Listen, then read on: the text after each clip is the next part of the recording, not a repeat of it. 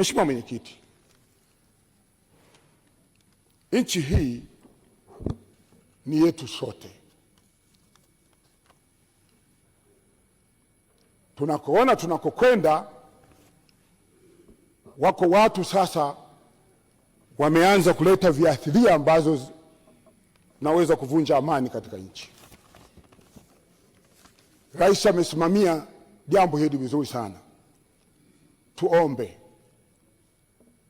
taasisi inayohusika na baadhi ya watu kupitia mitandao mbalimbali wameanza kuchora picha mbaya kwa rais, wanamchora kama vikatuni. Nilisema siku ile hapa ninapochangia kipindi kilichopita,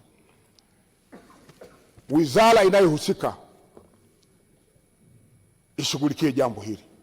Rais wetu anaheshimika ndani ya nchi na nje ya nchi sana kwa mambo makubwa anayoyafanya ya kusimamia kuhakikisha nchi hii inakuwa ya amani. Kwa hiyo niombe sana Mheshimiwa Mwenyekiti, jambo hili wizara inayohusika iweze kusimamia vizuri.